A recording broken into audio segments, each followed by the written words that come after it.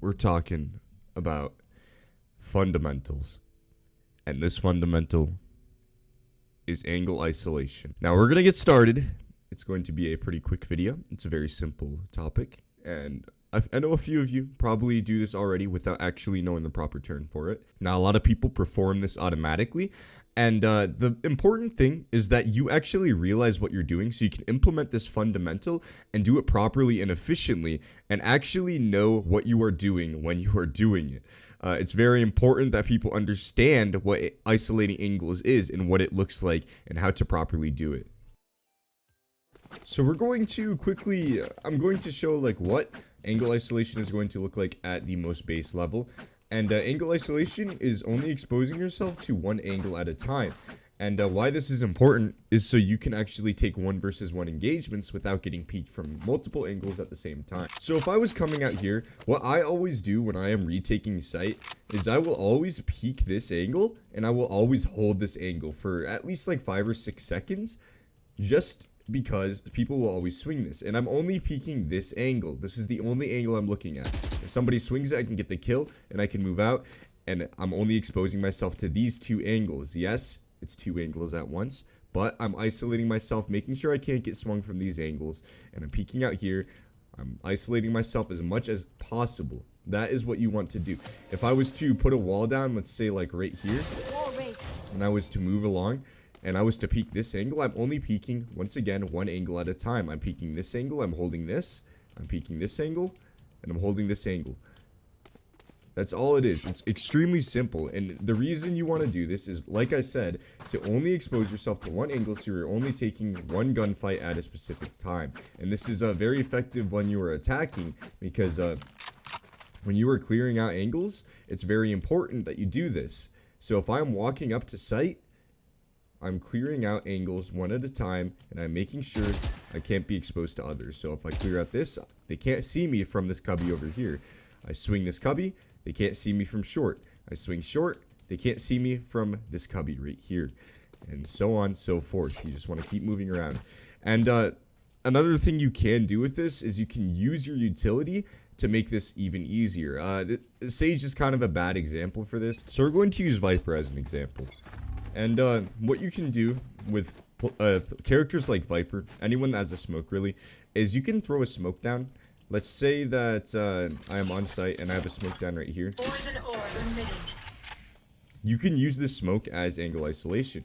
So when you peek out here, you are only exposing yourself to a couple angles at a time. And you can work your way around this smoke, and you can peek only a couple angles at a time. It's kind of a bad example. I don't really know any smokes with Viper. So I'm just trying to give a most basic example. Now, I'm going to give a couple more examples. Say I am peeked out here, and I am fighting somebody right here at this box. And say I'm spraying, I'm fighting, right? He peeks out, he peeks behind cover, and somebody from here peeks me. What I could do is I could peek this, I could spray this for a bit and then move to this side while I'm trying to slowly get behind cover, so that way I only have to take one gunfight. I can get to this spot, I can throw down like a goo or something, and I can swing out, I can take the fight here. That way I only have to fight one person at a time. It's very important in this game that you narrow things down to 1v1. So you don't want to be taking multiple gunfights at the same time, and that's what angle isolation is best for. It helps you take only one gunfight at one given time, and that's very, very important. Now to run back through, one very important thing that you can do with this specific technique is you can win a lot of 1v2s and 1v3s by doing this, and you can play the bomb site really well, especially in when the bomb is down. Now, a lot of people, in scenarios when the bomb is planted, they will take one and done positions, and one and done positions can be okay if you have teammates alive. But if your teammates are dead, it's very important that you are at a spot where you can maneuver the bomb site very easily. So if I am here on site, and let's say that I am fighting people in a clutch situation, it's going to be very hard for me to actually maneuver this area and not get swung from multiple angles at once. If I am fighting someone in CT, At any given time, I can be swung from any other part of the map if there's more than one person alive on the enemy team. So it's very important that in situations like this, I am in a position where I can actually take one kill in one fight and move away to a different spot. If I'm getting fought from garage, it's very important that I have a route in which I can leave. So if I'm getting fought here, I can throw a goo down and I can go to this angle and fight a person here at the same time.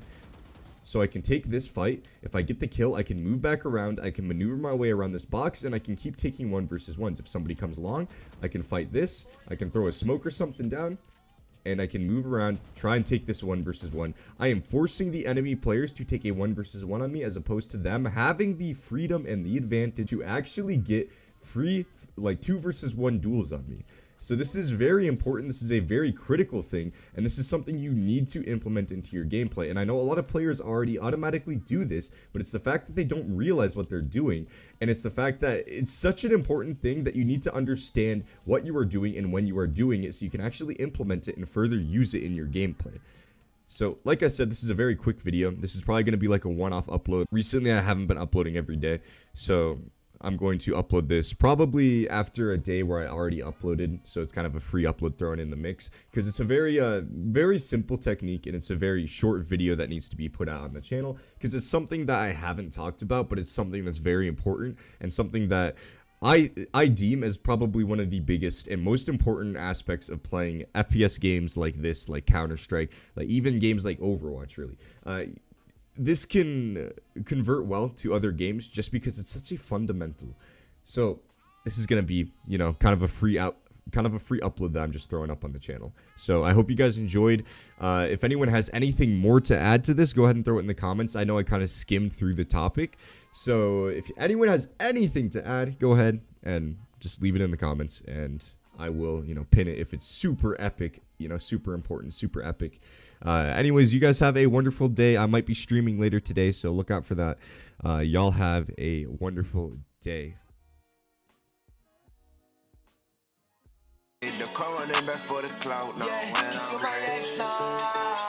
Girl, I see you send a text now. Yeah, calling me on FaceTime. Man, all I do is decline. Yeah, we're over, need closure. She will never ever get